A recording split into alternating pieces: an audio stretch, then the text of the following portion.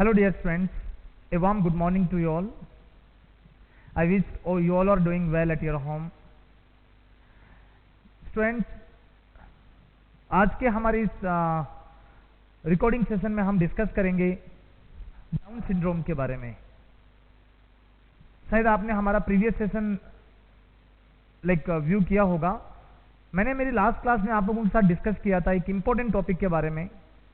That was the starting point of diagnosis of pregnancy. हमने किसके बारे में स्टार्ट किया था? Diagnosis of pregnancy. कि प्रेगनेंसी के अंदर क्या क्या डिफरेंट डायग्नोसिस होते हैं और क्या क्या डायग्नोसिस करने की तरीके होते हैं, मतलब मेथड्स होती हैं. वहां पे हमने डिस्कस किया था मेनली अल्ट्रासोनोग्राफी के बारे में, मतलब यूएसजी के बारे में, कि अल्ट्रासोनोग्राफी का प्रेगनेंसी में कितना इंपॉर्टेंट रोल होता है. वो चीज हमने डिस्कस की थी हमारे लास्ट क्लास के अंदर. फाइन. उसमें मैंने आपको अल्ट्रासोनोग्राफी के द्वारा कैसे हम जेस्टेशनल एज का पता लगाते हैं, कैसे हम लोग यॉर्क सेक या एमनियोटिक कैविटी के बारे में पता लगाते हैं, कार्डियक एक्टिविटी कैसे देखते हैं, वो सब चीजें हमने हमारी लास्ट सेशन में डिस्कस की थी. ऑलराइट. उसके बाद हमारे डायग्नोस्टिक प्रोसीजर जो डायग्नोसिस थे उसी कैटेगरी में मैंने आपसे कुछ फीटल एनोमलीज के बारे में भी बात किया था. फीटल एनोमलीज मतलब फीटल डिफेक्ट के बारे में बात किया था. स्टूडेंट्स, वहां पर हमने डिस्कस किया था regarding the neural tube defect. किस चीज के बारे में? Neural tube defect. Neural tube defect के पॉइंट में हमारे पास दो चीजें थी. एक था एनेंसेफेली और दूसरा था स्पाइना बाइफिडा. हम लोग फीटल माल फॉर्मेशन या फीटल डिफेक्ट की कैटेगरी में ही आज हम एक और टॉपिक डिस्कस करने वाले हैं. बहुत ही इंपॉर्टेंट पॉइंट है और एक बहुत ही कॉमनली सीन, ज्यादातर देखने वाली एक बड़ा मतलब डेंजरस टाइप का सिंड्रोम है down syndrome. Guys, down syndrome के बारे में हम हमारी स्कूल लाइफ से ही पढ़ते आ रहे हैं. डाउन सिंड्रोम क्या है? डाउन सिंड्रोम एक क्रोमोसोमल अबनॉर्मलिटी होता है. ये किसका? गुणसूत्र, जिसको हम क्रोमोसोम्स कहते हैं. ये एक क्रोमोसोम्स की अबनॉर्मलिटी होती है. कौन से नंबर के क्रोमोसोम है? 21 नंबर. जो 21वें नंबर का ऑटोसोम होता है, जिसको हम ऑटोसोम्स बोलते हैं, उसकी डिफेक्ट होता है. ऑलराइट. तो बेसिकली मैंने आपके सामने लिखा भी है डाउन सिंड्रोम के यहां साइड के अंदर ट्राइसोमी ऑफ 21. मतलब जो 21 नंबर क्रोमोसोम होता है, कौन सा? 21 नंबर का जो क्रोमोसोम है उसकी एक एक्स्ट्रा कॉपी बन जाना. कितनी कॉपी? एवरी 21 जो नंबर का क्रोमोसोम होगा उसकी एक्स्ट्रा कॉपी बन जाएगी. तो यहां पे ट्राइसोमी का मतलब एक ही क्रोमोसोम की कितनी कॉपी होना? 3 कॉपी बन जाना, ट्राइसोमी. ऑलराइट. चलिए थोड़ा सा लिखते हैं इसके बारे में. It is the chromosomal abnormalities in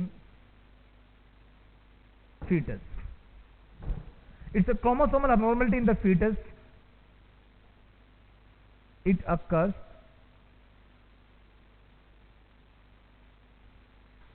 due to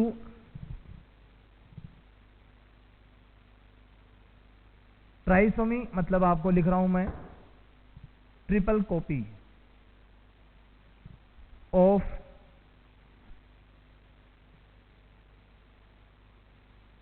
chromosome number 21. ये क्रोमोसोम नंबर 21 क्या है? ऑटोसोम. इसे ऑटोसोम. ऑलराइट गाइस, चलिए अब हम मुद्दे पे बात करते हैं. तो बेसिकली ये कौन से क्रोमोसोम की ट्रिपल कॉपी हुआ?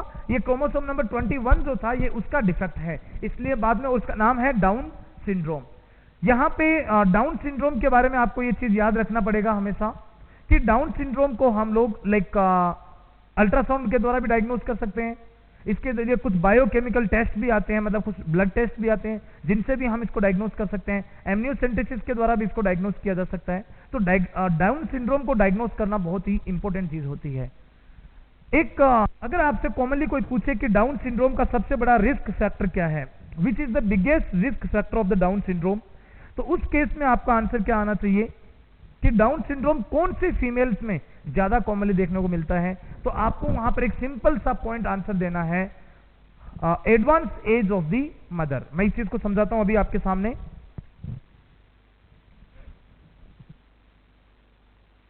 Down syndrome is commonly, Down syndrome is commonly affecting to the, mainly affecting to the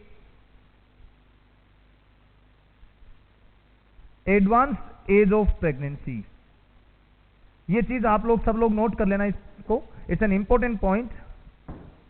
मैंने आपको क्या बताया यहां पर कि डाउन सिंड्रोम इज कॉमनली, बहुत ही कॉमनली ये इफेक्ट करता है किसको, effecting to the advanced age of the mother, of the pregnancy, मतलब मदर की मैं बात कर रहा हूं।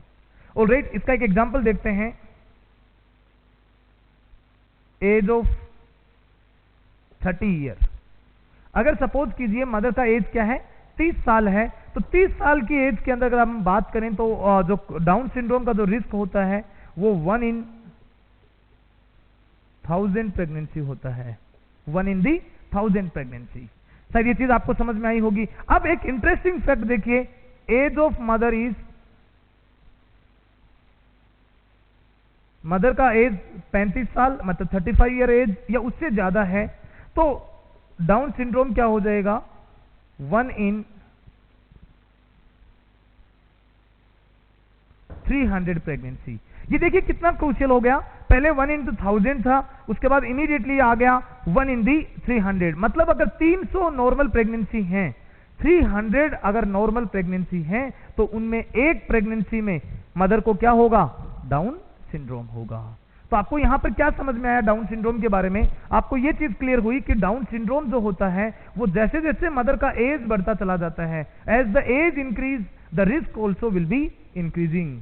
फाइन, एक और एग्जांपल ले लेते हैं।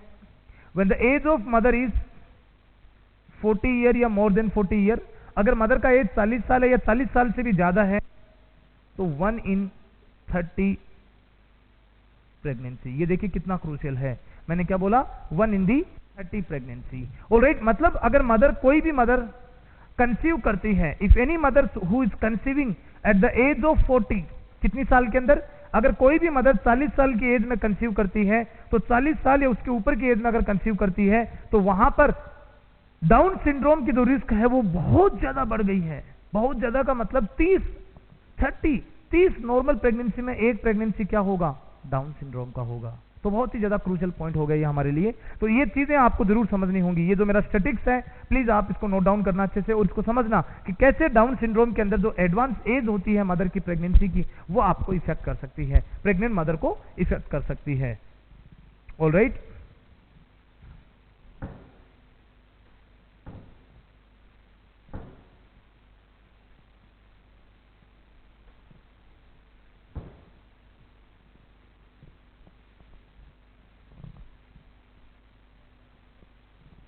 now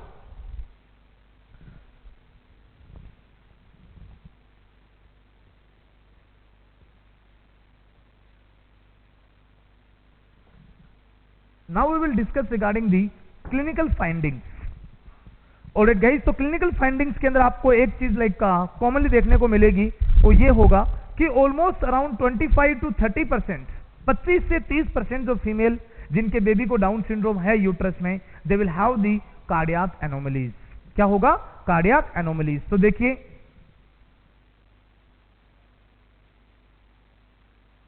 25 to 30% fetus with Down syndrome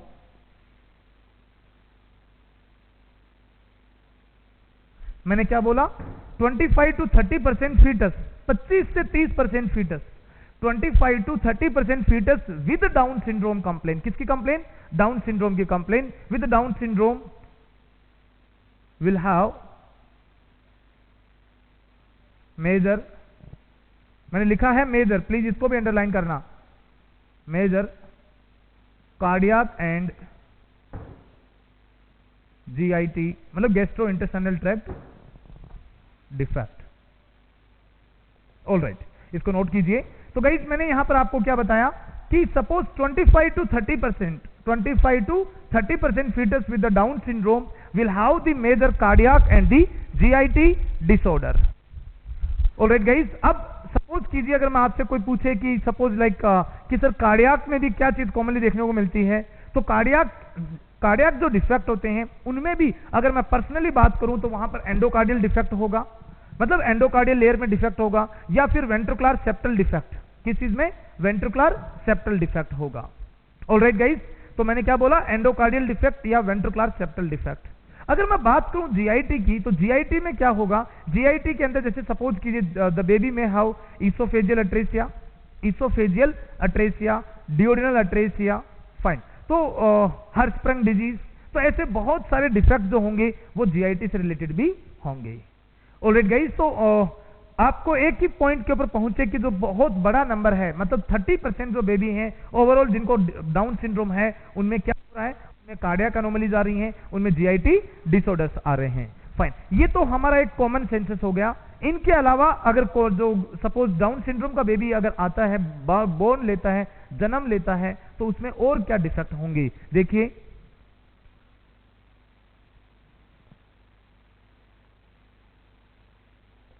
major number of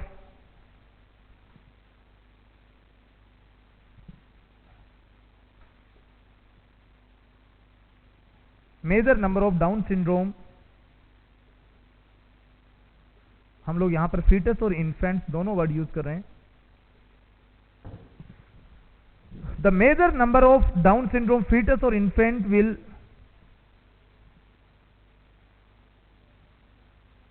present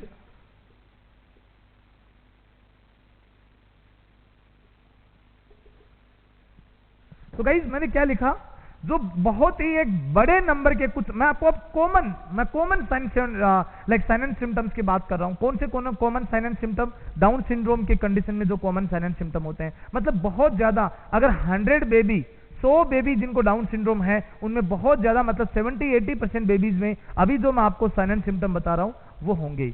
alright guys, तो अभी मैं कॉमन साइन एंड सिम्टम बात कर रहा हूं किसकी, डाउन सिंड्रोम की कंडीशन के अंदर। चलिए, तो सबसे पहले यहां पर एक पॉइंट आप लिख लीजिए, ब्रेकीसिफेली। ब्रेकीसिफेली का मतलब क्या होगा, ब्रेकी का मतलब छोटा और सिफेली का मतलब हेड। किसकी बात कर रहा है, ब्रेकीसिफेली का मतलब small head.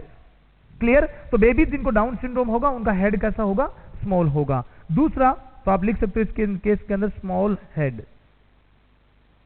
Second one,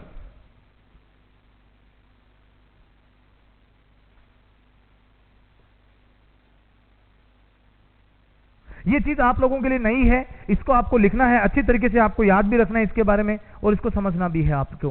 ब्रूसफील्ड spots, मैंने क्या बोला, ब्रूसफील्ड स्पॉट्स। ये ब्रूसफील्ड स्पॉट्स कहां देखने को मिलते हैं डाउन सिंड्रोम के बेबी में, इनका मतलब लिखिए,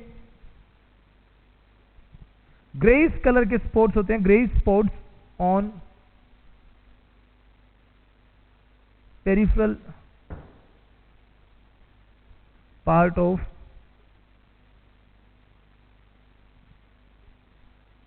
iris of eyes.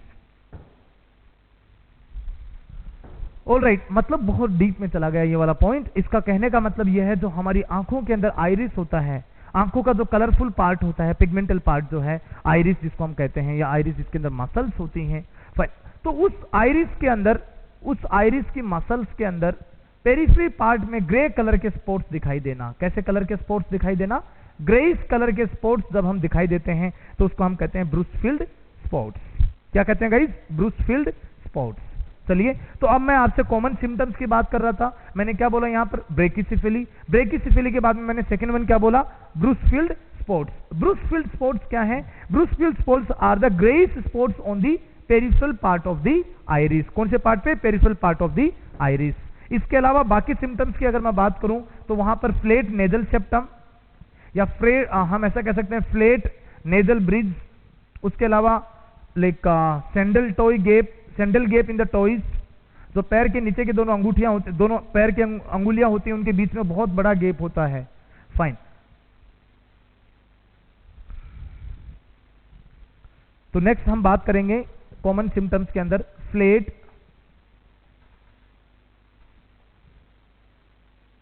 Nasal bridge. Alright, जो नेजल ब्रिज है ये कैसा होगा? This nasal bridge will be flat, एकदम नाक एकदम चपटा सा, मतलब फ्लैट सा होगा। Fine, flat nasal bridge. उसके अलावा जैसे सपोज हम कह सकते हैं sandal toy gap, sandal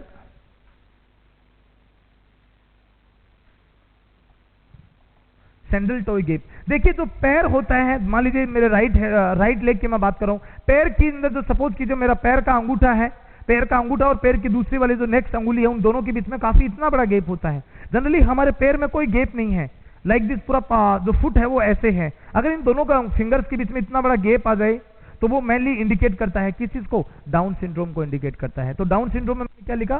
sandal toy gap. Alright guys, अब लाइक इसके अलावा एक और कॉमनली चीज देखने को मिलती है, हाइपोटोनिया। मतलब बेबी के जो मसल मूवमेंट्स होते हैं, बॉडी के जो मसल मूवमेंट्स होते हैं, स्केलेटल मसल्स के मूवमेंट वो कम होते हैं, बेबी बहुत ज्यादा डल सा रहता है एकदम से, तो मैंने लिखा है हाइपोटोनिया। उसके अलावा एक इंपॉर्टेंट चीज, स्मॉल फिंगर्स। ऑलराइट गाइस, उसके अलावा लाइक एक और याद रख सकते हैं, single Palmer crease. Single Palmer crease का मतलब क्या होता है? यहां पर सिंगल पामार क्रीज का मतलब हम ऐसा कह सकते हैं, लाइक जो हाथ होगा, पाम जो एरिया है उसके अंदर, जैसे सपोज कीजिए like usually in any newborn babies they will have many kind of like short lines, जिसको हमने क्रीज नाम दिया है। अगर सपोज कीजिए यहां पर एक सिंपल सा एक क्रीज हो और पूरा हाथ एकदम से प्लेन हो, मतलब इसमें कोई लाइनिंग नहीं हो। जब हाथ में कोई लाइनिंग नहीं है तो ऑब्वियसली वो किसको इंडिकेट कर रहा है? वो एक मतलब ऑलमोस्ट कोई ना कोई डिफेक्ट को इंडिकेट कर रहा है। यहां पे डाउन सिंड्रोम की कंडीशन में कैसा डिफेक्ट होगा? हाथ में केवल एक ही लाइन होगी, केवल एक ही लाइन होगी, जिसको मैंने यूज किया है सिंगल पामार क्रीज। ऑलराइट, तो small fingers, hypotonia, sandal toy gap, flat nasal bridge. Fine, तो गाइज ये हमारे कुछ बड़े सिम्टम्स थे या कॉमन सिम्टम्स थे। कौन सी कंडीशन में? डाउन सिंड्रोम के कंडीशन में। तो मैंने डाउन सिंड्रोम में आप लोगों को क्या क्या सिम्टम्स एक्सप्लेन किए हैं? मैंने आपको बताया है ब्रूसफील्ड स्पॉट्स, जो कि ग्रे कलर के स्पॉट्स होते हैं आइरिस के यहां पर। उसके अलावा मैंने आपसे एक्सप्लेन किया था ब्रेकिसिफेली। ब्रेकिसिफेली का मतलब होता है small size of the head. Fine, इसके अलावा आपके सामने है flat nasal bridge, sandal toy gap, single Palmer crease, hypotonia, muscle tone will be very low, and small fingers, जो हाथ या पैरों की जो अंगुलियां हैं वो बहुत ही छोटी होंगी। क्लियर गाइज, ये कुछ कॉमन क्लिनिकल सिम्टम्स थे किस कंडीशन के अंदर? डाउन सिंड्रोम की कंडीशन के अंदर। चलिए आगे मूव करते हैं।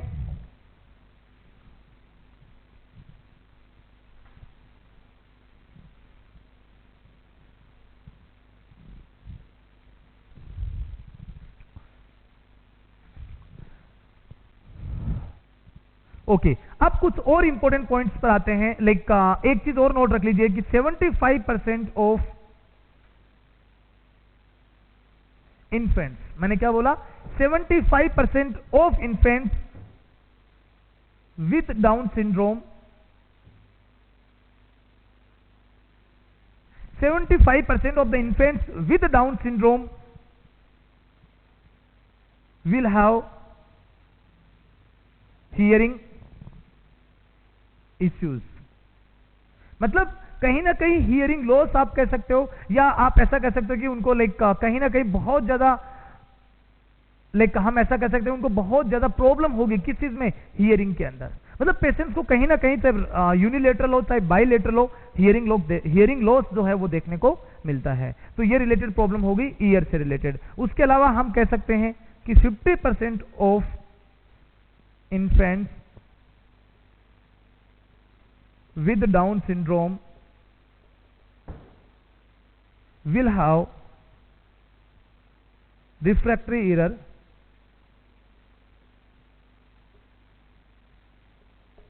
गाइज रिफ्रैक्टिव एरर का मतलब मैं बात कर रहा हूं लेंस की। मैं किसकी बात कर रहा हूं? लेंस की। तो करीबन 50% लोग ऐसे होंगे, ऐसे बच्चे होंगे जिनमें क्या देखने को मिलेगा? रिफ्रैक्टरी एरर देखने को मिलेगा। ऑलराइट गाइज, तो रिफ्रैक्टरी एरर का मतलब यहां पर क्या है? रेफ्रैक्टरी एरर का मतलब यहां पर होता है right the problem related to the vision, the problem of the lens of the eyes. तो गाइस ये कुछ और एक्स्ट्रा चीजें थी जिनके बारे में आपको याद रखना है। इसका कहने का मतलब ये है यहाँ पर कि अगर किसी बेबी को डाउन सिंड्रोम है तो उसको बहुत सारी प्रॉब्लम्स एक साथ होने वाली हैं। उसको कार्डियक डिफेक्ट भी हो सकते हैं, उसको जीआईटी डिफेक्ट भी हो सकते हैं, उसको हियरिंग से रिलेटेड प्रॉब्लम भी होगा, उसको विजन से रिलेटेड प्रॉब्लम भी होगा। मतलब ओवरऑल हम ऐसा कह सकते हैं कि जो फीटस है या जो बेबी है उसकी जो सर्वाइवल रेट जो होती है, जिंदा रहने की जो रेट होती है, वो बहुत ही कम रहती है। ऑलराइट गाइस, ऐसा मानते हैं कि जो डाउन सिंड्रोम के बेबीज होते हैं, डाउन सिंड्रोम के बेबीज वो हार्डली 10 ईयर्स तक अपनी लाइफ को एक्सपेक्टेंट कर सकते हैं। हार्डली कितने साल तक? मैक्सिमम ऑफ 10 ईयर्स तक। Alright, usually baby will die within the age of 1 year. Baby या तो 1 साल की एज के अंदर एक्सपायर हो जाता है। कब होगा 1 साल की एज में? अगर वो जन्म लेता है तो। अगर उसको कोई बड़ी कार्डियक प्रॉब्लम्स लाइक नोटिस की गई हैं, अगर बेबी में बड़े कार्डियक डिफेक्ट हैं, किस बेबी में? डाउन सिंड्रोम के बेबी में, तो baby usually die within 1 year of age. अगर बड़े कार्डियक डिफेक्ट वगैरह नहीं है, थोड़ा कम सीरियस डिजीज है, तो usually by the age of 10 year the foetus the baby will die. जो चाइल्ड होता है उसकी डेथ यूजुअली हो जाती है। ऑलराइट गाइस, तो इसका मतलब ये समझ में आया हमें यहाँ पर कि जो डाउन सिंड्रोम होता है, डाउन सिंड्रोम को टाइमली मैनर पे अगर समय पर हम लोग डायग्नोज कर लें, समय पर क्या कर लें?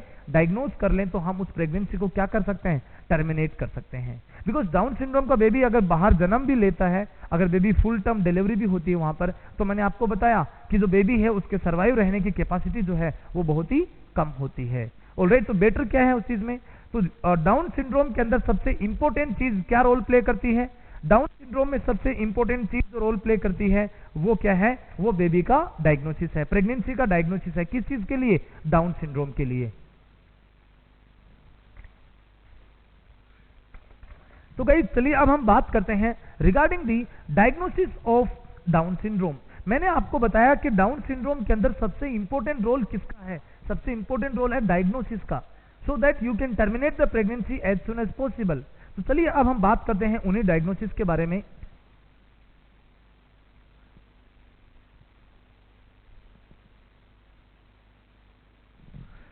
तो गाइस आपका एक यहाँ पे जिम्मेदारी बनता है कि देखिए कुछ चीजें ऐसी होती हैं जिनके बारे में मैं बोर्ड पे लिख देता हूँ, कुछ पॉइंट्स ऐसे होते हैं जिनको मैं वर्बली बोलता हूँ, आप लोगों को लिखवा नहीं सकता। तो उस केसेस में आप लोग अपना जो कॉन्शियस माइंड है उसको हमेशा अलर्ट रखा करो, ताकि जो भी कोई चीजें जो आपको बोर्ड पे नहीं दिख रही हैं आपको उसको इमीडिएटली अपनी नोटबुक में लिख सको। कब? जब आप अपनी ऑनलाइन सेशन को आप सुन रहे हो उस समय आपके पास में ये चीजें रिकॉर्ड में रहनी चाहिए कि कैसी चीजें जो होती हैं जिनको वर्बली भी कई बार एक्सप्लेन कर दिया जाता है ट्यूटर के द्वारा, आप उनको लिख सको। बिकॉज एग्जाम के अंदर कहीं ना कहीं कोई भी पॉइंट जो होता है वो एग्जामिनर उठा लेता है या एग्जाम में लिख देता है। सो दैट आपके पास ये नहीं होना चाहिए कि आपने लाइक उस पॉइंट के बारे में कभी पढ़ा नहीं या उसके बारे में कभी सुना नहीं। ऑलराइट, चलिए अब हम बात करते हैं diagnosis of Down syndrome.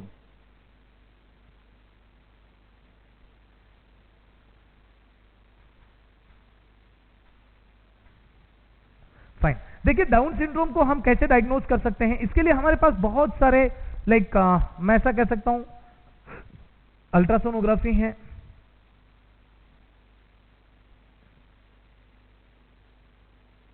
Chemical markers भी हैं। ऑलराइट, जेनेटिक टेस्टिंग भी है हमारे पास। ऑलराइट, तो ऐसे बहुत सारे तरीके होते हैं। आप इसमें इस तरीके से याद रखिए, 9 to 11 वीक ऑफ प्रेगनेंसी, कितना बोला मैंने? 9 to 11 week of pregnancy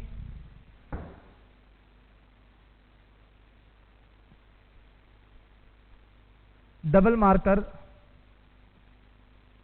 test.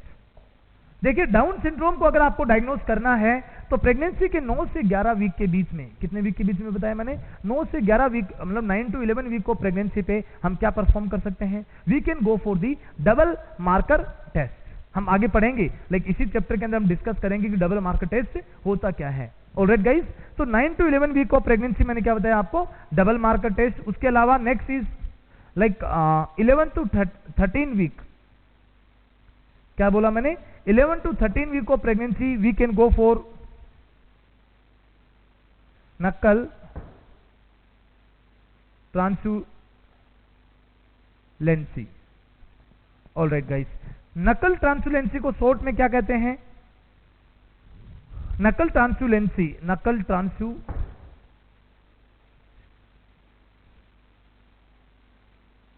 ऐसे लिखिए इसको, नकल trans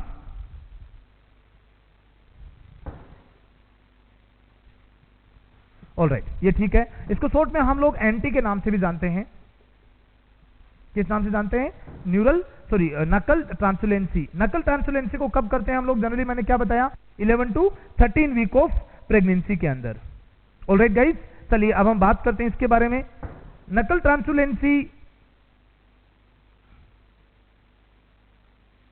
okay, this is the right in spelling, sorry for the error, extremely sorry for the error. It is nuchal translucency. Alright, n t. हम लोगों ने इसके बारे में शायद अभी तक आपने अपने कॉलेज लाइफ में कम ही पढ़ा होगा इसके बारे में। ज्यादा डिटेल में डिस्कशन आज हम करेंगे हमारे इस चैप्टर के अंदर। फाइन, चलिए 11 to 13 वीक पे आप ये टेस्ट कर रहे हो। मैं आपको ये सब कुछ क्या बता रहा हूं? मैं आपको बता रहा हूं कुछ टेस्ट के बारे में। कौन सी चीज का टेस्ट?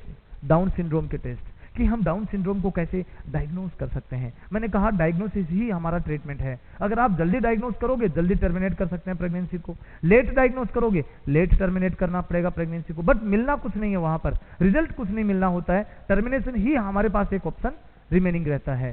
फाइन, चलिए सबसे पहले डबल मार्कर। डबल मार्कर के अलावा नेक्स्ट मैंने आपको क्या बताया? Nuchal translucency. Next one like 15 to 18 week of pregnancy. Pregnancy के कितने week? 15 to 18 week of pregnancy. यहां पे हम कर सकते हैं ट्रिपल मार्कर। क्या कर सकते हैं? Triple marker. और नेक्स्ट 18 to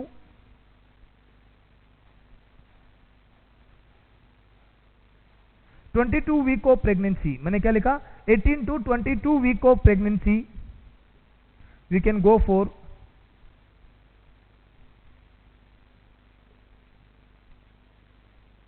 क्वाड्रुपल मार्कर। हम क्या कर सकते हैं? क्वाड्रुपल मार्कर कर सकते हैं। तो मैंने आपको कितने सारे टेस्ट बता दिए, देखिए टोटल 4 टेस्ट। इनके अलावा भी हैं, इनके अलावा भी हम कर सकते हैं, right. Chorionic villi sampling for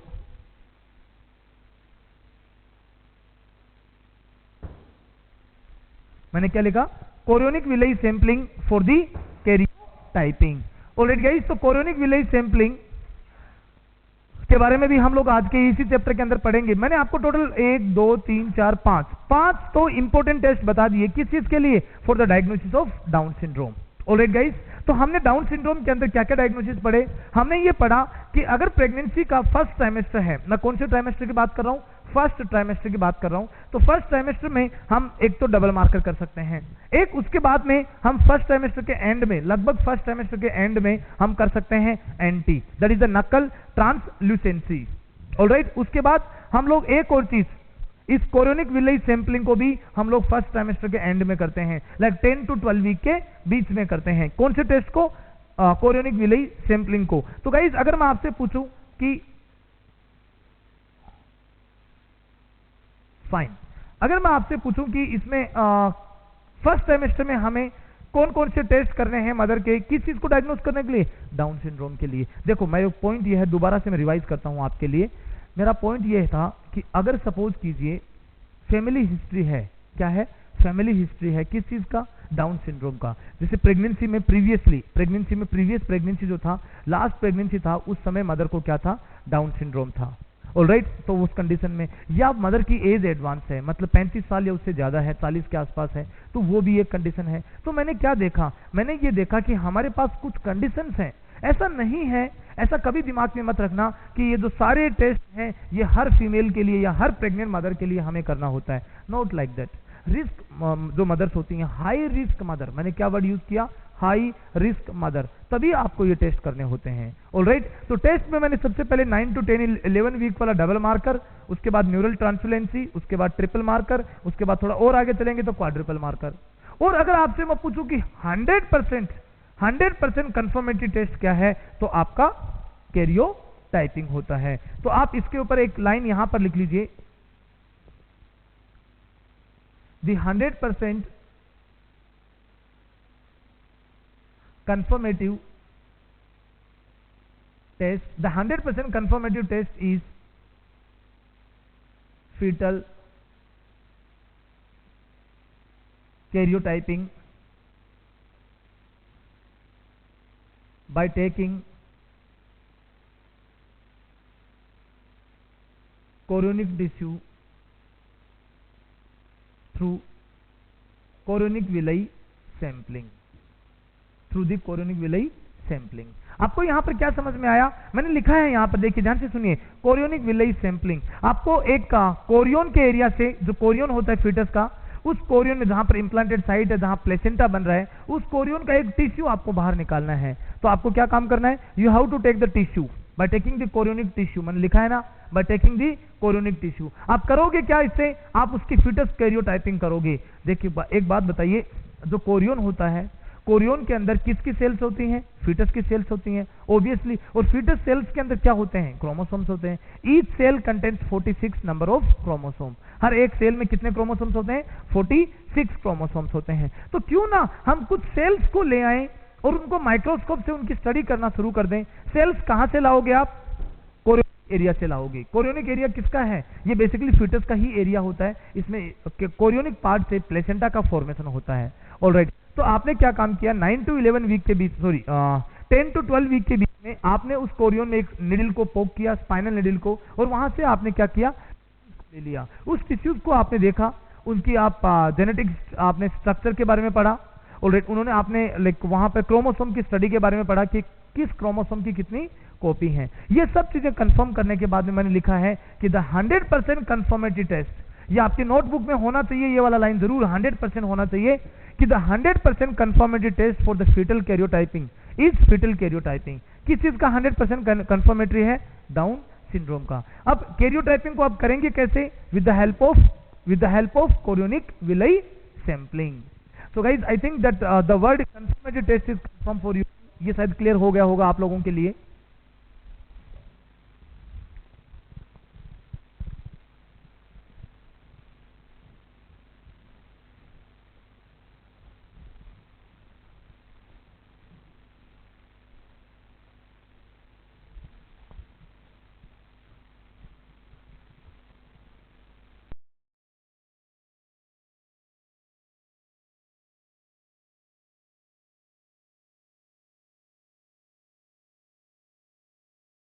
alright guys, अब ये हमारे कुछ डायग्नोसिस हुए। डायग्नोसिस के बारे में डिटेल में हम लोग अभी डिस्कस करेंगे। अब फाइनली अगर मैं आपसे बात करें कि मैनेजमेंट की, तो मैनेजमेंट क्या कर सकते हैं हम लोग डाउन सिंड्रोम का?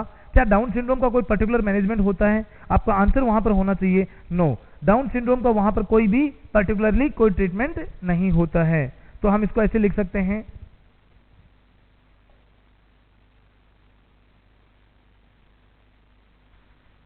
Alright, down syndrome doesn't have any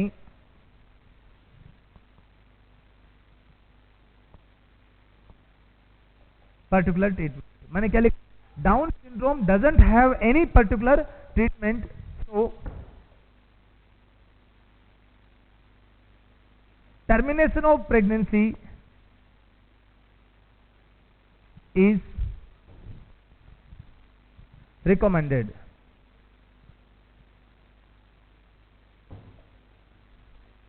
देखिए गाइस, अगर सपोज कीजिए डाउन सिंड्रोम है तो वहां पर कोई इसका पर्टिकुलर ट्रीटमेंट तो है नहीं, तो हम उसमें ट्रीटमेंट क्या है? उसका ट्रीटमेंट है स्क्रीनिंग।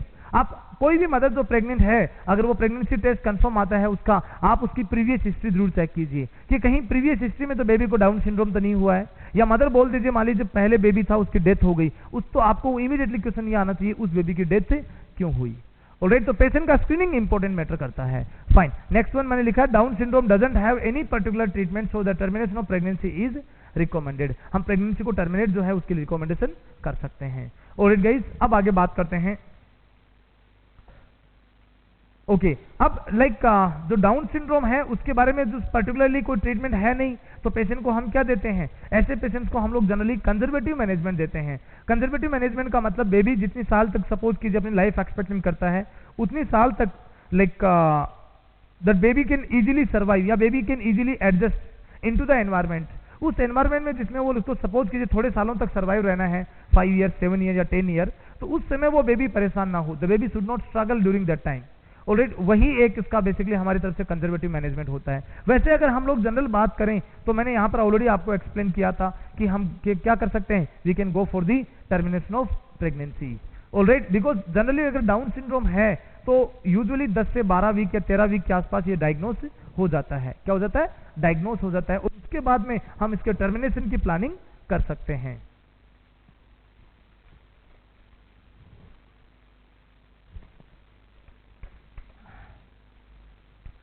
चलिए गाइस, डाउन सिंड्रोम का जो हमारा ये पॉइंट था ये क्लियर हुआ। अब हम यहां पर डिस्कस करते हैं जो डायग्नोस्टिक फैक्टर्स मैंने आपको बताए थे regarding the nuchal translucency, regarding the double marker, triple marker, chorionic villi sampling. हम उन डायग्नोस्टिक प्रोसीजर्स के बारे में बात करते हैं ताकि हम लोग क्या क्लियर हो जाए, हमारे माइंड में ये चीज क्लियर हो जाए कि हमने डाउन सिंड्रोम के बारे में पढ़ा, सर ने डाउन सिंड्रोम के क्लिनिकल फीचर्स या कुछ डायग्नोस्टिक मेथड्स के बारे में डिस्कस किया हम लोगों के साथ में, ट्रीटमेंट तो कुछ था ही नहीं इसका, ये ऑलरेडी क्लियर है हमारे पास। अब सर ने हमें जो डायग्नोस्टिक प्रोसीजर्स बोले थे, डबल मार्कर, ट्रिपल मार्कर या क्वाड्रुपल मार्कर या एंटी, जिसको हम न्यूरल ट्रांसफ्लुएंसी कहते हैं, उन सब के बारे में हमें एक्सप्लेन नहीं किया, तो वो चीजें हम लोग अब डिस्कस करने जा रहे हैं। फाइन, आज की इस डायग्नोसिस की कड़ी में सबसे पहले हम लोग डिस्कस करेंगे रिगार्डिंग दी एंटी। किसके बारे में डिस्कस करेंगे, anti. What is the full form of anti? Anti का फुल फॉर्म यहां पर होता है नकल ट्रांसफ्लुएंसी।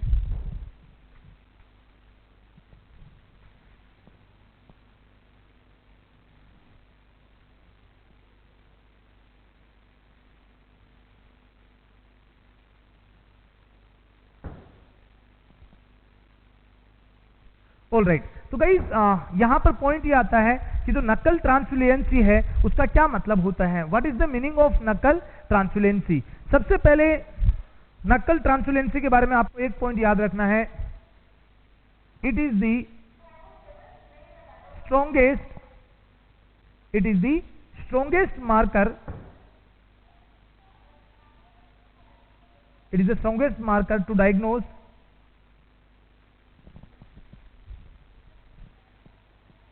Down syndrome in first trimester। तो गाइस यहां पर ये एक क्वेश्चन आप लोगों के लिए है कि प्रेगनेंसी में फर्स्ट ट्राइमेस्टर में, मैं किसकी बात कर रहा हूं, प्रेगनेंसी की, कौन से ट्राइमेस्टर की, फर्स्ट ट्राइमेस्टर की बात कर रहा हूं। तो अगर प्रेगनेंसी में हम लोग बात करें कि फर्स्ट ट्राइमेस्टर में आप आप डाउन सिंड्रोम को कैसे डायग्नोज कर सकते हो, आपका स्ट्रेट फॉरवर्ड आंसर होना चाहिए थ्रू दी एंटी। एंटी के बारे में मैंने क्या कहा था, इट इज दी नकल ट्रांसल्यूसेंसी। ऑलराइट गाइस, तो ये चीज हमारी क्लियर हो गई। It is the strongest marker, ये सबसे स्ट्रॉन्ग मार्कर होता है किस चीज के लिए, डायग्नोज करने के लिए। किस चीज को डायग्नोज करते हैं, डाउन सिंड्रोम को डायग्नोज करते हैं। कब करते हैं, ये भी एक बहुत इंपॉर्टेंट पॉइंट है, फर्स्ट ट्राइमेस्टर के अंदर। अब चलिए नेक्स्ट लिखते हैं, न्यूरल ट्रांसफ्लुएंसी कैन बी परफॉर्म्ड या can be done between 11 to 13 weeks. 11 से 13 वीक को प्रेगनेंसी का जो समय है, उस समय के अंदर हम लोग नकल ट्रांसफ्लुएंसी को चेक कर सकते हैं। Alright, next one,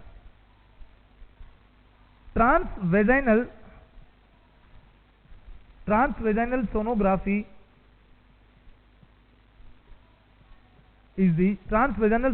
is the best route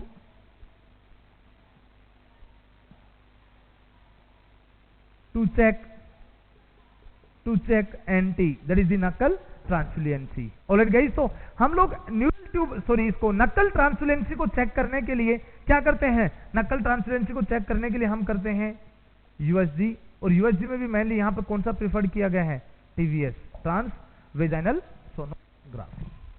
alright guys, चलिए अब हम बात करते हैं इसके अंदर थोड़ा और डिटेल के अंदर। सबसे पहले अब हम यहां पर डिस्कस करेंगे कि ये नकल ट्रांसफ्लुएंसी होता क्या है। आप सब जो इसकी डेफिनेशन लिख रहे हो, या सॉरी आप लोगों ने जो कुछ भी अभी तक लिखा है, आप शायद एवरी स्टूडेंट के दिमाग में ये चीज हिट कर रही होगी कि सर ये नकल ट्रांसफ्लुएंसी क्या चीज है, कहां पर हम लोग इसको चेक करते हैं और क्या इसकी नॉर्मल लेंथ होती है।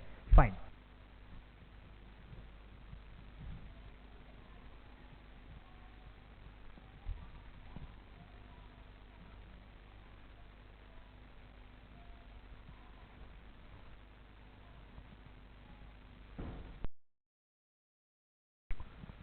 तो देखिए guys,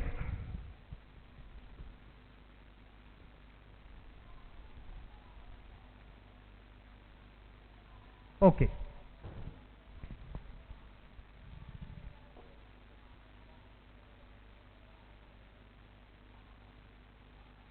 yes, perfect.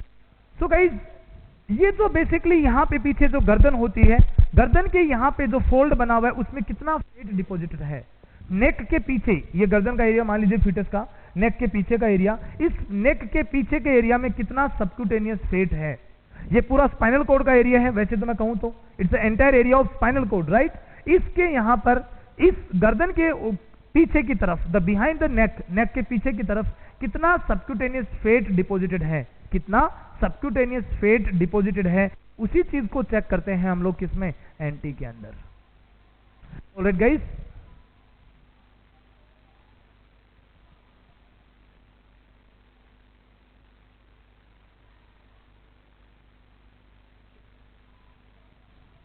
Clear.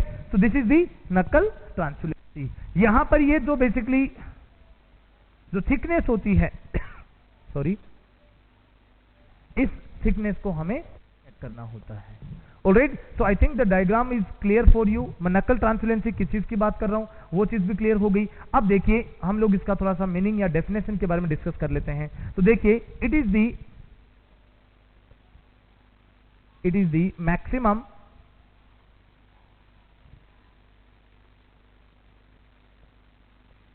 Thickness. मैंने क्या लिखवाया, it is the maximum thickness of subcutaneous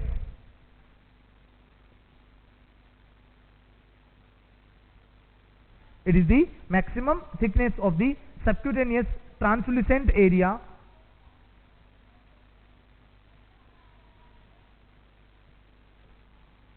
guys. यहां पे ट्रांसलेंट एरिया किसकी बात कर रहे हैं, they are talking about this area की। वो किसकी बात कर रहे हैं, इस एरिया की पर्टिकुलरली बात कर रहे हैं। तो ट्रांसलेंट एरिया बिटवीन दी नेक, किसके यहां पर होगा, between the neck of the spinal cord. Alright guys, तो यहां पर आप लोग लाइक बिटवीन द नेक की बजाय ऐसे लिख सकते हो between the skin and soft tissues. Please इसको आप रेक्टिफाई करिए कीजिए स्टूडेंट्स। मैंने यहां पर क्या लिखवाया आपको, एंटी नकल ट्रांसलुसेंसी का मतलब लिखवाया है। नकल ट्रांसलुसेंसी में मैंने लिखवाया it is the maximum thickness of subcutaneous, it is the maximum thickness of subcutaneous translucent area। इसको क्या नाम दिया गया है, ट्रांसल्यूसेंट एरिया का नाम दिया गया है, area between the skin and soft tissues of the spinal cord. जो स्किन और जो सॉफ्ट टिश्यूज हैं, मान लीजिए ये स्किन हो गया, ये सॉफ्ट टिश्यूज हो गए, इनके बीच जो स्पाइनल कॉर्ड का ये जो पूरा एरिया है इसकी थिकनेस चेक करना। ऑलराइट, तो सॉफ्ट टिश्यू और स्किन के बीच का जो थिक, लाइक हम ऐसा कह सकते हैं कि लाइक जो सबक्यूटेनियस टिश्यूज हैं उनकी थिकनेस को चेक करना। तो इस थिकनेस को चेक करना ही क्या कहलाता है, एंटी कहलाता है, नकल ट्रांसलुसेंसी कहलाता है। ऑलराइट गाइस, चलिए अब हम आगे मूव करते हैं। तो शायद लाइक मेरी तरफ से हर स्टूडेंट्स के माइंड में शायद ये क्लियर हो गया होगा कि सर नकल ट्रांसलुसेंसी की क्या बात कर रहे हैं। देखिए, हम अल्ट्रासाउंड से चेक करते हैं, किसके थ्रू चेक कर रहे हैं, अल्ट्रासोनोग्राफी के थ्रू चेक करते हैं, and the beam will be through the sagittal plane. NT is या nuchal translucency is done through sagittal plane of body. अगर नहीं भी समझ में है तो कोई बड़ी बात नहीं है इस पॉइंट को, फाइन। तो मैंने क्या लिखवाया, the maximum thickness of subcutaneous translucent area. Subcutaneous translucent area ये कहां पर है, between the skin and soft tissue, between the skin and soft tissue of the spinal cord. Alright, अब चलिए इसकी थिकनेस की बात करते हैं।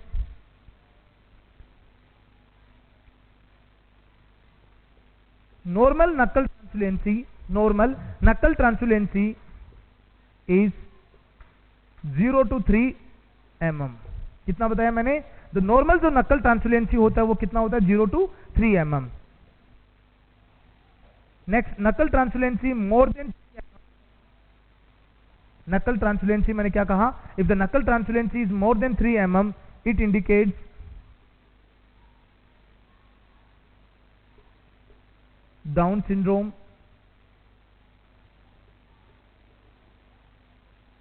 That is the trisomy 21। Down syndrome के अलावा वहां पर ट्राइसोमी 18 हो सकता है।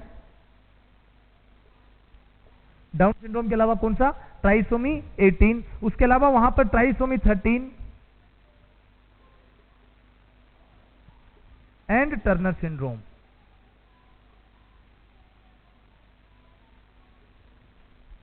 ओके गाइस, तो ये चीज आपको यहां पर ध्यान रखनी है।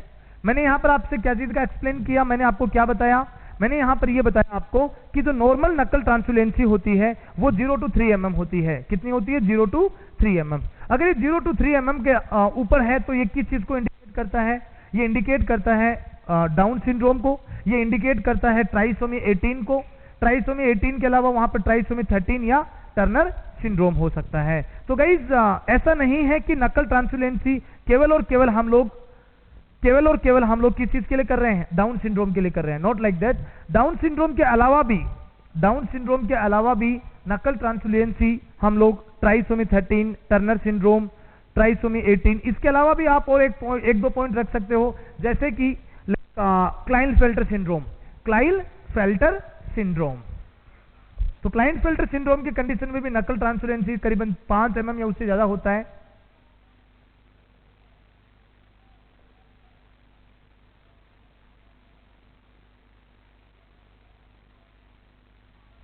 ऑल राइट, तो आप लोग ये चीज तो कंफर्म हो गई, आप दिमाग में सेट हो गया कि कौन से कंडीशंस में एंटी जो है वो बढ़ेगा, कितने mm से बढ़ेगा, 3 mm से बढ़ेगा। वो कंडीशंस हैं, सबसे पहले हमारा डाउन सिंड्रोम के अलावा Klinefelter syndrome, Turner syndrome, trisomy 13, trisomy 18। Okay fine, तो guys these are the different points जिनके बारे में हमने डिस्कस किया एंटी के बारे में। यहां पर आपको एंटी के बारे में एक और पॉइंट याद रखना है, वो ये है while checking एंटी, जब हम न्यूरल ट्यूब के बारे में डिस्कस कर रहे हैं, then in that condition the CRL is between 45 to 85 mm। मतलब जब बेबी की लेंथ इतनी होती है, बेबी की लेंथ कितनी, 45 to 85 mm के आसपास होती है, CRL मतलब crown rump length.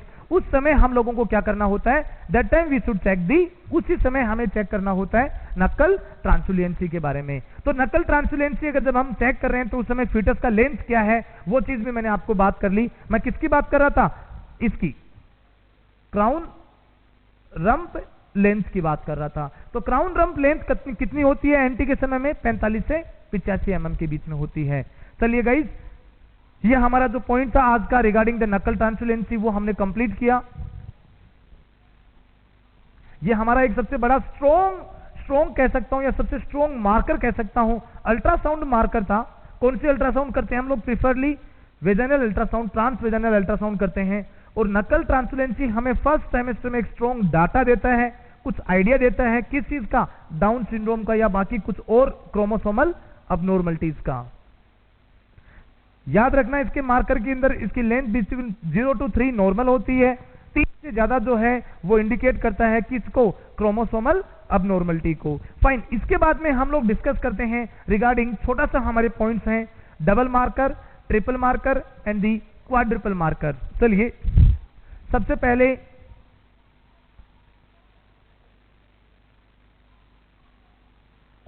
Double marker के बारे में, एक साइड में हम लिख लेते हैं triple marker.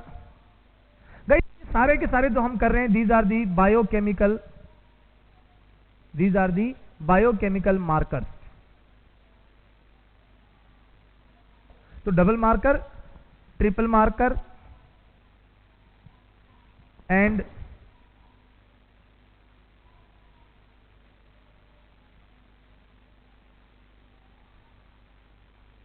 Quadruple marker. Fine, सबसे पहले अगर मैं बात करूं डबल मार्कर की, तो डबल मार्कर को हम लोग कब परफॉर्म कर सकते हैं, कब कर सकते हैं, इसका टाइमिंग आप लोग लिख लीजिए 9 से 11 वीक के बीच में। ट्रिपल मार्कर का समय क्या होता है, ट्रिपल मार्कर करने का सबसे बेस्ट टाइम जो है वो है 15 से 18 वीक कई बुक्स ने इसको 16 से 18 भी दे रखा है, या कई राइटर्स ने लिखा है इसके बारे में। क्वाड्रुपल मार्कर के बारे में आप याद रख सकते हो 18 to 20 वीक। फाइन, ये हमारा टाइमिंग है कि इस समय के बीच में हमें ये टेस्ट करवाने चाहिए। कब? अगर हमें सस्पेक्टेड लगे किस चीज के बारे में? डाउन सिंड्रोम के बारे में। फाइन, आजकल वैसे रूटीन प्रोसीजर के रूप में भी रूटीनली भी ट्रिपल मार्कर होने लग गए हैं, या क्वाड्रुपल मार्कर्स भी डॉक्टर्स रूटीनली करते हैं। इवन लेस रिस्क जिस मदर को होता है किस चीज का? डाउन सिंड्रोम का, या रिस्क कम भी होता है, फिर भी डॉक्टर्स आजकल प्रिफर्ड करते हैं किस चीज का? चांस नहीं लेना चाहते, रिस्क नहीं लेना चाहते, स्पेशली प्राइमरी ग्रेविडा मदर में, इसलिए रूटीनली भी इनको किया जाता है आज के टाइम में। फाइन गाइज, डबल मार्कर में हम किन किन चीजों को चेक करते हैं? Here we will check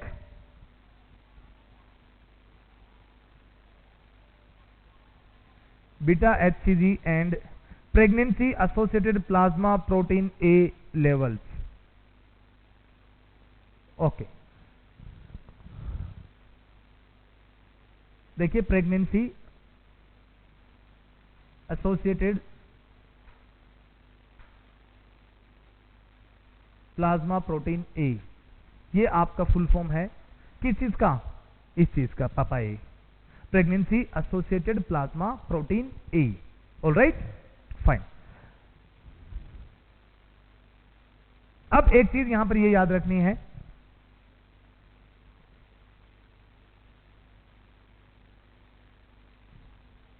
and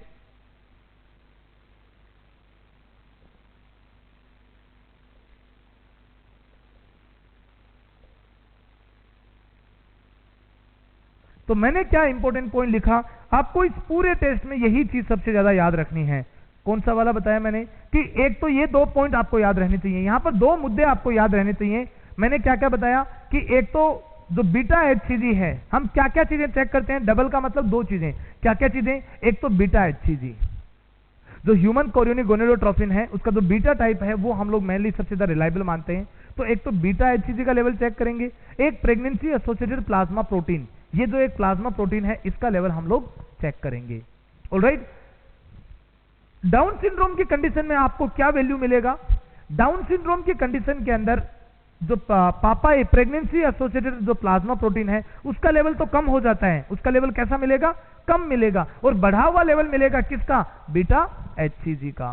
तो मैंने क्या लिखा? Beta HCG level increase, beta HCG level is increase, pregnancy associated plasma protein level is decrease. इसको अंडरलाइन कर लीजिएगा, प्लीज याद रखना है इसके बारे में। तो लेवल क्या हो रहा है? कम हो रहा है। तो वो किसको इंडिकेट कर रहा है? डाउन सिंड्रोम को इंडिकेट कर रहा है। तो गाइस ये था हमारा double marker.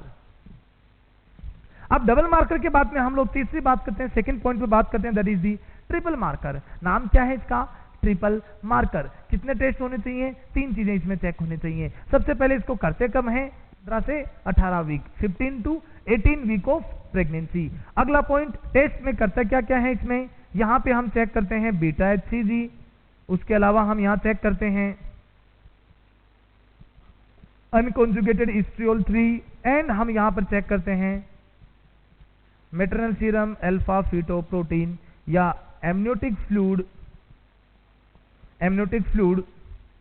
Alpha fetoprotein.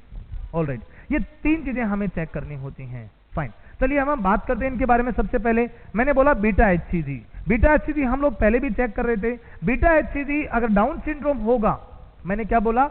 Beta HCG अगर डाउन सिंड्रोम होगा तो कंटिन्यूअसली बढ़ेगा, फर्स्ट ट्राइमेस्टर में भी बढ़ेगा, 2 मल्टीपल ऑफ मीडियन 2 MOM से भी ज्यादा हो जाएगा, more than 2 multiple of median से भी ज्यादा बढ़ जाएगा। किसका लेवल की मैं बात कर रहा हूं? बीटा एचसीजी के लेवल की मैं बात कर रहा हूं। तो गाइस जो बीटा एचसीजी है वो फर्स्ट ट्राइमेस्टर में भी बढ़ेगा और वो कंटिन्यू टू रेज, वो लगातार बढ़ा हुआ ही रहेगा। कौन से ट्राइमेस्टर में? सेकेंड ट्राइमेस्टर में भी बढ़ा हुआ रहेगा। ऑलराइट, तो मैंने लिखा है यहां पर कि बीटा एचसीजी लेवल जो होगा इट विल इंक्रीज। मैं कौन सी कंडीशन की बात कर रहा हूं? Please keep in the mind, I am talking about the down syndrome. मैं किसका एक्सप्लेनेशन दे रहा हूं? डाउन सिंड्रोम के बारे में। बीटा एचसीजी लेवल बढ़ेगा। What about the oestrogen and maternal serum alpha fetoprotein? Fine, beta HCG को मैं पहले एक बार दोबारा लेके आऊंगा। बीटा एचसीजी का लेवल डाउन सिंड्रोम के अलावा कुछ और भी कंडीशंस होती हैं, उनके अंदर भी बीटा एचसीजी का लेवल जो होता है वो इंक्रीज होता है। ऑलराइट, चलिए अब हम बात कर लेते हैं इसके बारे में। तो गाइज मैं एक बार यहां पर आपको रोक रहा हूं, स्टॉप कर रहा हूं। कहां पर? Maternal serum, alpha fetoprotein and UE3। इनके बारे में मैं भी आपको एक्सप्लेन नहीं करूंगा, पहले थोड़ा सा बीटा HCG के लेवल पे फिर से लेकर आता हूं आपको। मैंने यहां पर बताया आपको कि जो बीटा HCG है उसका लेवल कंटिन्यू बढ़ता है, कंटिन्यू बढ़ता है। कौन सी कंडीशन में? डाउन सिंड्रोम की कंडीशन में। देखिए, in case of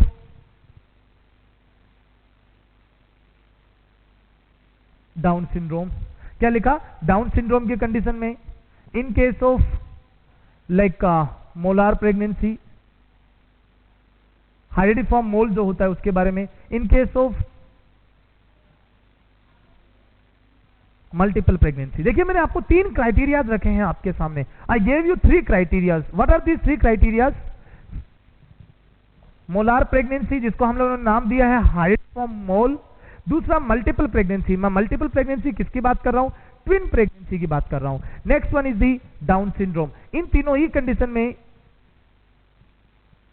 beta HCG increase.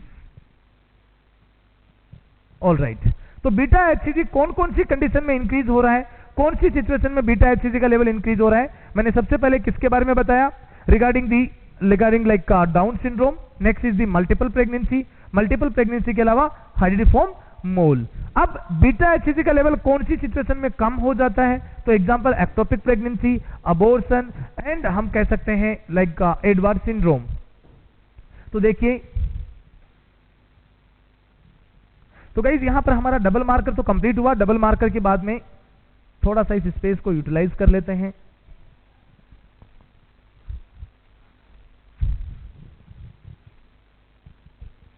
In case of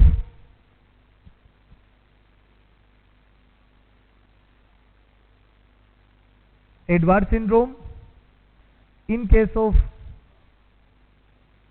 abortion,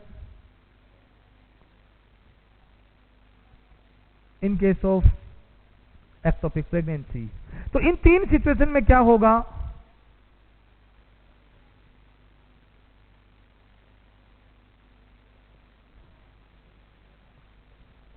yes, तो आपको यहां पर गाइस 2 चीजें मिल रही हैं कि बीटा HCG का लेवल कौन सी कंडीशन में बढ़ रहा है, बीटा HCG का कौन सी सिचुएशन में लेवल कम हो रहा है। ये पॉइंट आप लोग जल्दी से लिखिए।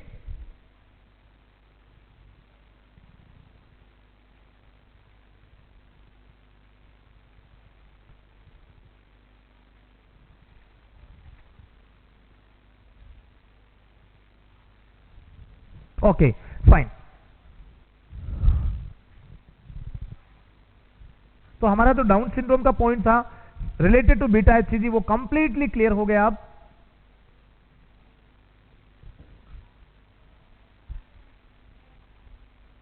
ऑलराइट, नाउ अब हम बात करते हैं UE3 के बारे में। UE3 का मतलब अनकॉन्जुगेटेड एस्ट्रोडियोल की बात कर रहा है ये। देखिए,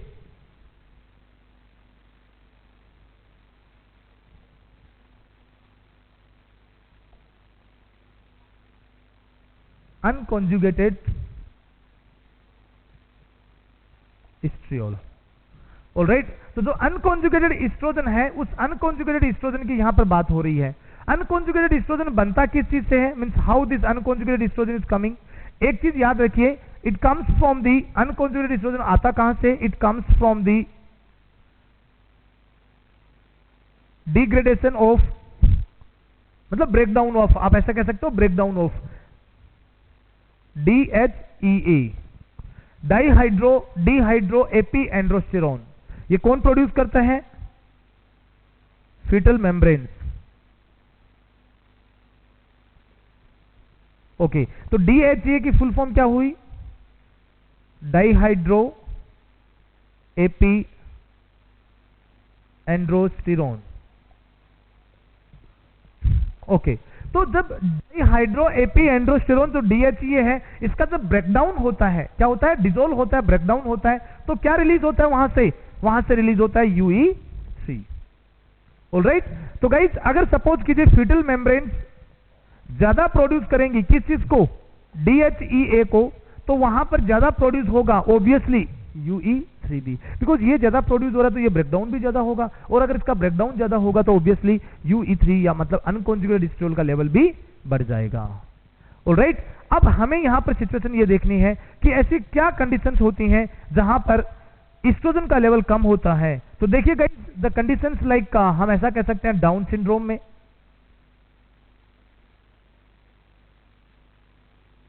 या फिर हम कह सकते हैं लाइक एक्टोपिक प्रेगनेंसी में, या फिर लाइक अबॉर्शन की सिचुएशन में,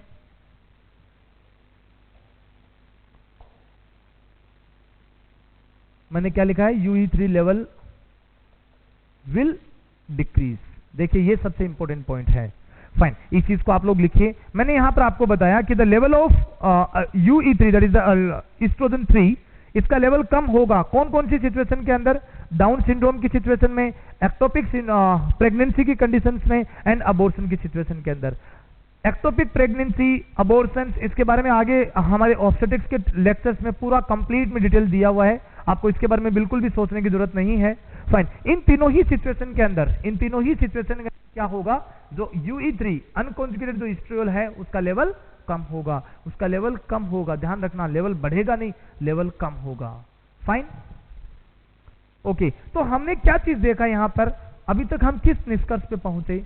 अगर मैं बात करूं आपसे डाउन सिंड्रोम की, कौन सी कंडीशन की, डाउन सिंड्रोम की, तो आपके दिमाग में यह चीज आया होगा कि सर डाउन सिंड्रोम की सिचुएशन के अंदर बीटा HCG का लेवल बढ़ रहा है, ऑब्वियसली बढ़ेगा, कंटिन्यूस बढ़ेगा। What about